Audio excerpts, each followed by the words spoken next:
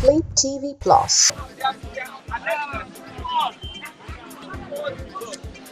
It's the weekend edition of Bystanders at Newsstands on Flip TV, specifically Friday. We are right here at the newsstand saying good morning to you wherever you are watching us from. Of course, it's your online newspaper review program aired on Flip TV. Right, still need to introduce myself. Okay, let me do that. I'm Michael Tiptayo and Tiffany. Viewers across the globe, we say good morning to you. Welcome you on board. Your program, my program, everyone's program, Bystanders at Newsstand on Flip TV. We have different stories we'll be treating today, especially that of Ashwaji Bala Ahmed Tinubu. Tinubu has said that he's committed to chasing out poverty in Nigeria and also restoring peace to the country. The president stated this in Nassau Rock. We'll be talking about this. We still have the IGP order to dismantle unauthorized checkpoints and arrest violators. We'll be discussing that. The oil theft that the security chiefs or the service chiefs are seriously battling. These are some of the stories we'll be discussing today. Let's quickly move down to this day newspaper. This day, President, I will permanently change Nigeria's narrative of poverty, insecurity. President Tinubu, I will permanently change Nigeria's narrative of poverty, insecurity, vows to work hard with purpose, determination, dedication. Unlike the predecessor, says nation not peopled by lazy citizens. That's what the president has said. Nigerians are not lazy. But the ex-president of the country, Muhammadu Buhari, said Nigerians are lazy.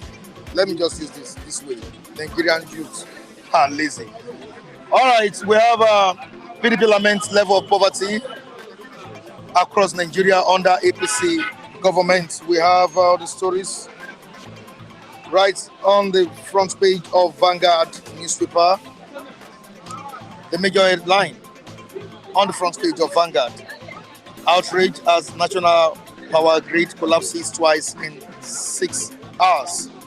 Outrage as national power grid collapses twice in 6 hours. Illegal toll. IGP orders CPs to dismantle unauthorized checkpoints, arrest violators. Tinubu sacks FIRS boss Mohammed Nami, names Adedeji new chairman. To the next one, Olu of Wari ends protests by Sekiris. One party states, we will resist APC slot, say PDP Labour Party. Death traps. Federal Lagos government to shut third mainland bridge for repairs. Moving down to the down part of the paper, we have on palliatives, address roots of poverty, not symptoms. Catholic bishop tells federal government. All right, to the Nation newspaper, which is the last paper we're reading to the viewers across the globe. Defense headquarters police turn it on oil tips. Economic saboteurs. Defense headquarters, that's DHQ.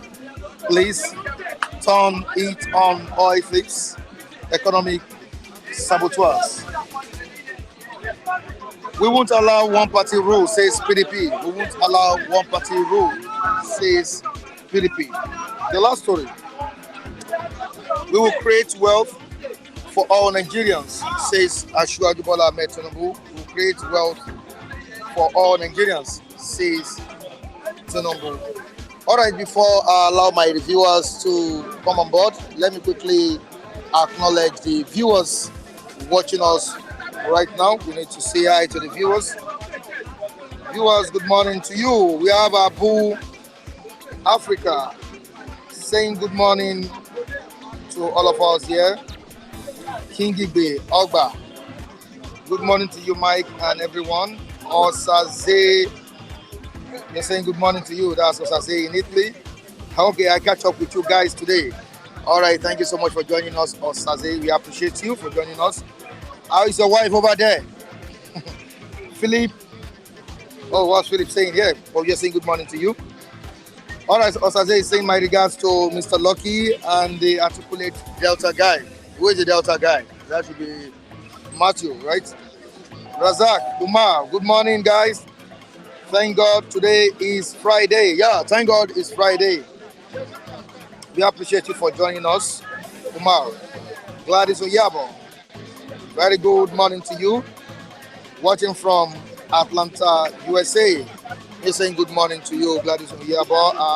I'm making Wachuku. Good morning, my good people of Nigeria. Good morning to you, Amechi Wachuku. Yeah, good morning, dear Mike. And crew members, say good morning to you. Please keep your comments coming in. Let the comments keep dropping. We're here to read out your comments. Thank God it's Friday, Friday edition of Bystanders at News 10. We have Kunle on standby. We have Charles, Mike, some other reviewers at the News 10. Let us know where you're chatting us from. Let us know where you're commenting from. Legats, hello, Mr. Mike Adekunle. We sing good morning to you, Legats. Thank you so much for joining us. And Kunle, on to you. You're welcome on board. Yeah, good morning. It's good to witness another Friday. And thank God it's Friday. Happy hours there. Good to see you. Yeah. Legats is greeting you. Kunle is pressing and changing. Well, who is funding him? Wow, Kunle, who is funding you? My brother is God, right? It's God. Because when the government is not really functioning, we put our hope on God, you know. And I will not hold on to I will hold on to any government that is in power now that should come and do everything for me. You know, I always believe in God, and God has been my provider with the situation on ground, right? With the situation on ground. All right. What I know you for someone. I know you to be someone who criticizes the government when the government is not doing the right thing. Yep. When the government is doing the right thing, Praise them. you also praise the government. Ashwaju Bola Ahmed Tinubu has promised to change Nigeria's narrative of poverty and insecurity. The president has promised to chase out poverty out of the country. He said this in Abuja yesterday when some personalities visited him in Asoto. I think there is so much expectations, from Nigerians as regards the president changing the country in generality. Yeah, thank you very much. That's a good message from him. But likewise, I want to tell him, he has hit the ground running now. He should hit the ground speeding. Not any running now, speeding, because people are hungry. People are hungry. You can see all the grievances, all the, even on this platform, majority of these, we guys that we're commenting here, majority of us, some are getting frustrated, right? And the shoes pains everybody. Some of them don't even have responsibility. I have 4 kids. I have 4 people I'm catering for. I'm feeding every day. 4 people, including myself, 5. And you know where the shoe is pinching you. And I understand their pain. But likewise, they are not the only one going through all this. They are not the only one. What we need to be telling our president now that he has to hit the ground speeding now, because the hunger in the land is so enormous. And we cannot say you are the one that creates all this problem. The problem has been, bad pile up of all these rebels, the corruption of rebels of corruptions, that has been, pile up, and it's almost overwhelming, and it's already overwhelming the country and the citizens. Where some few people, the country is just working for some few people, white some majority are languishing in poverty. It's not welcome. It's not a welcome idea. So to me, the president, please, you have to speed up your says. We want you to hit the ground speeding. I mean, because there's large quantity of poverty. People are impoverished in this country. And I can tell you, if you are 240 something or 260 something million people, almost 200 million people are languishing in poverty as we talk up now. And we can't say you are the cause of it, but where were the,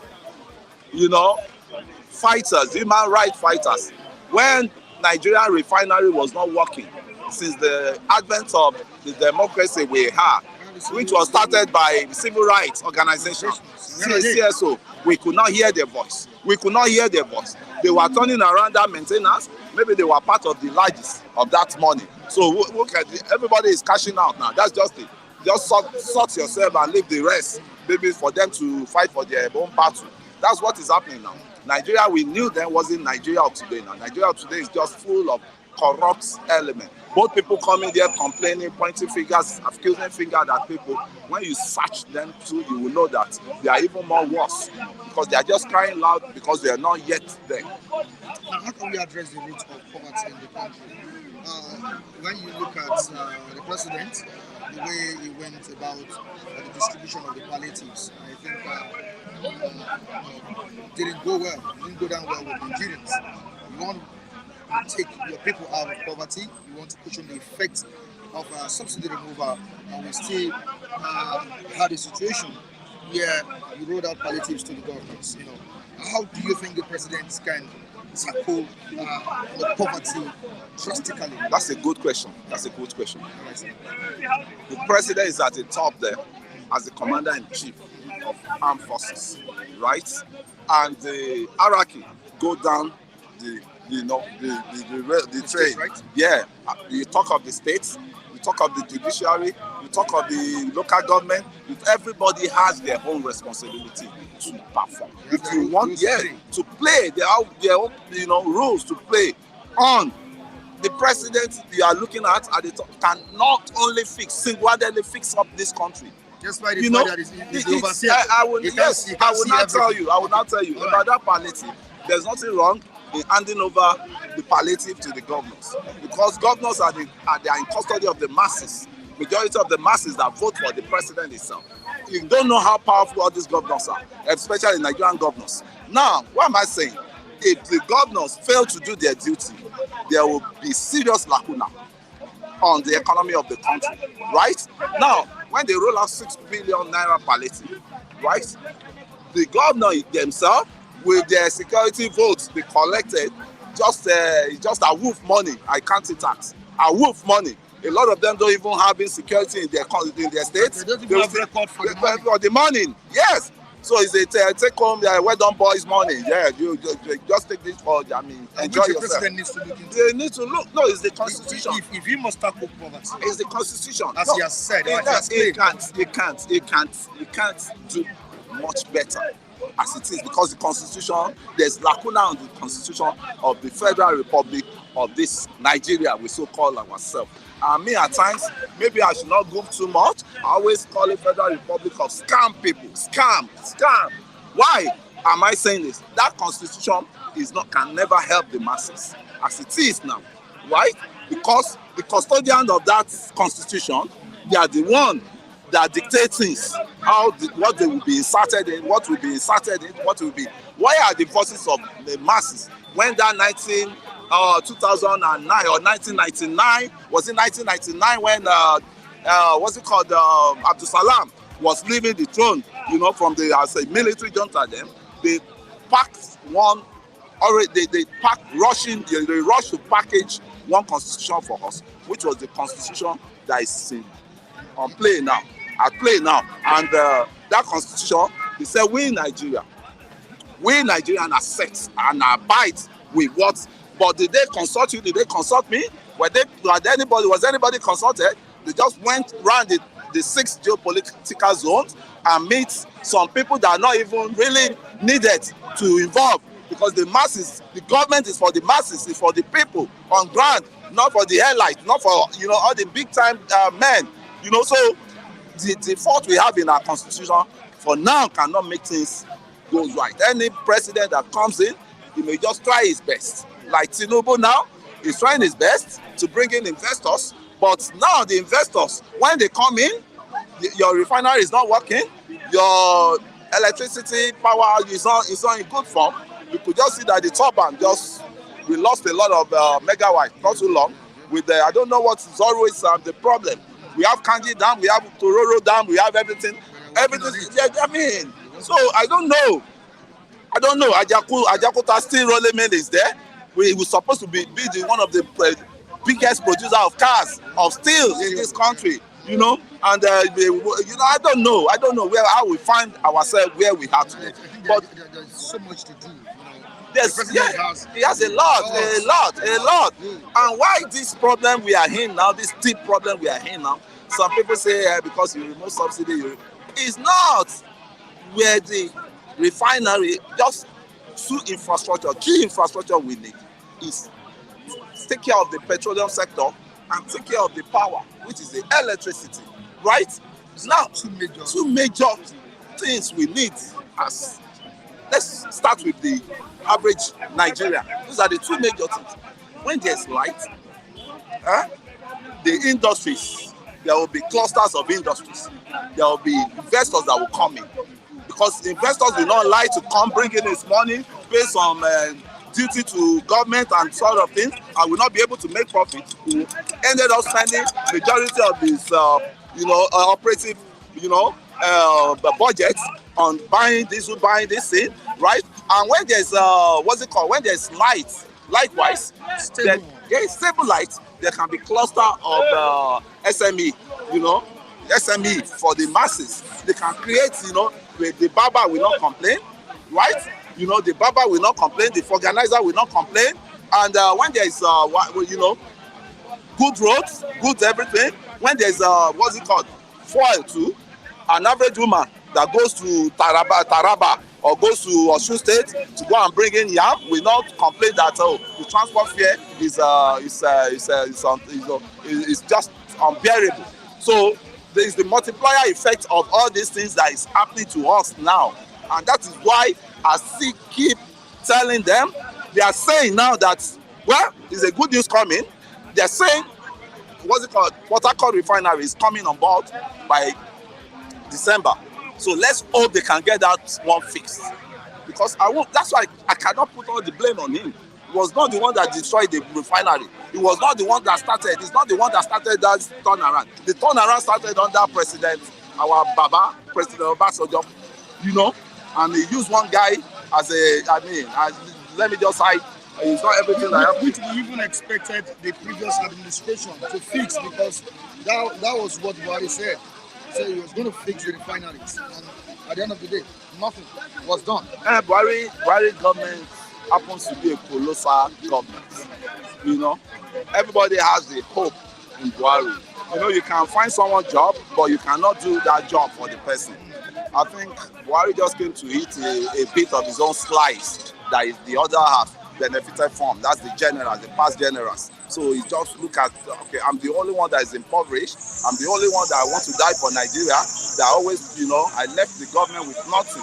So it was his son, Olokan. He just used as a Olokan too. And he bamboozled everybody as, and then he threw us off with the economic policy. He threw us off, he derailed from his economic policy. And I'll say that Buhari, Tinubu is not Buhari. So his own economic policy we can see. As I'm calling out one, this guy with AIT platform, Chukwusakuna. I think he's more or less a fascist and a tribalist. He was saying now that the cabinet is full of so tribe, so this. But are they competent? Yes. Are they competent or not? The people that is fixing up, are they competent or not? And the people that are mounting those posts now, I can tell you they are the best of the best Nigerian can ever have. Is it Wale Edun you want to talk, or is it Bolaji Tijani you want to talk? And Nerudite IT, a tech guy that is a friend to Zuckerberg, right? Because I could remember the other time Zuckerberg came to Lagos. He first of all went to that guy hub, what's it called, Tijani hub, IT hub in Sabo there. So we have the competent hand that want to, fix up this country. And I'm so proud of all of them. You have diaspora people that were brought in, come and fix this country. And I believe this country will still regain its glory again.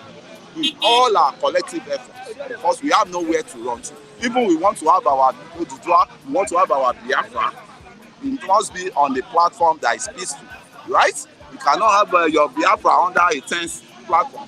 You cannot have your Ududua under a tense platform. It's just the thinking faculty that we have to apply now, right? Nobody likes the way Nigeria is. So, right, thank you so much. I'm moving on to another story. Chicago State University has confirmed that Tinubu attended its institution and also graduated in 1979. How do you feel about it? What else do they want? What else do they want? Until many said Atiku was chasing wise good. Chasing shadows. Yeah, just shadow. And that money Atiku is spending around, you can use it on humanity. You can give it to me. I will do my own outreach. We go and do that second, side of episode of the outreach we went for. Thank God we were together there. That money Atiku is wasting. You could remember that his brother, a majority of the, deprived and citizen in that Agege there. And we went there. We never even look at anything. So Atiku, if Atiku can remember that there are a lot of, citizens, deformed citizens, blind citizens that cannot even, that needs, I'm talking of the poorer of the poorest of the poor. So he should, abandon all those white good chase is doing and spend that money on humanity. Don't rejoice too much. Don't forget that Tinubu still has a case to answer. FBI, October. FBI is coming up. Yeah. What FBI is bringing up, it cannot be new that this is our law. Then the law was, once they catch you with excess of money, forfeiture. You pay and you forfeit that money, or you just forfeit that money for the government. Don't look beyond that. The beyond again, when they say drug issues, I'm telling you, Tinubu cannot involve in drug. Let's assume. No, I'm going somewhere. I'm going somewhere. All right. If one involves in drug in America, okay, no matter how wrong, you can run, but you cannot hide. I'm telling you this from experience. You can run, but you cannot hide. No matter how you are a drug dealer or you're a drug baron, the searchlight will still catch up with you. The FBI searchlight. You could see how they were manhunting all this, what's it called? All this, the Ecuador guys, all this, all this drug ping. They always get after them, no matter how many years you use in running away.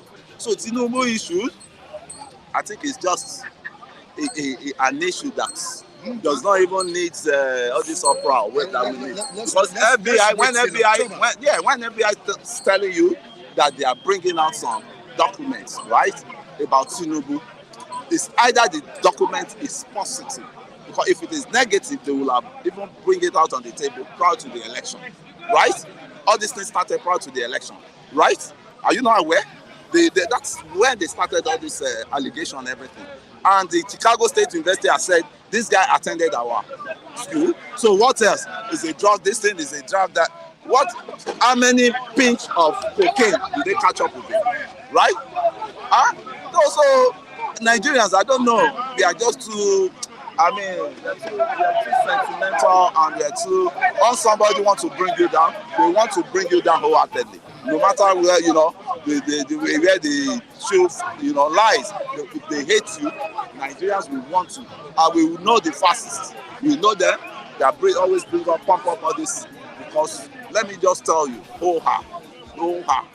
I have friends in the southeast, some of them that I know they are very, very mature. But majority of these youths, especially the traders one, especially the ones that need serious education, enlightenment, political enlightenment, they are causing a lot of havoc for this country.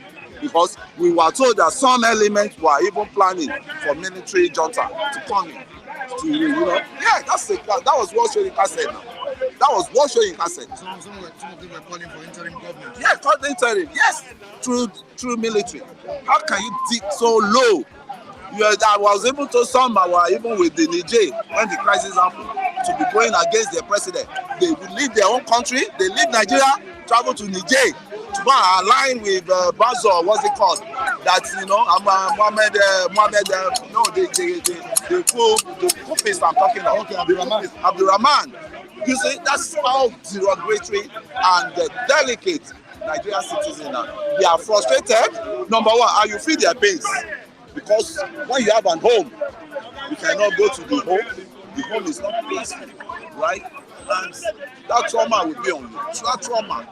So what I hate is I don't like fascists that want to impose his own ideology on me. I have a right to say my own, view. Thank you so much. Very brilliant one from you. I hope you have a good and great weekend. Yeah.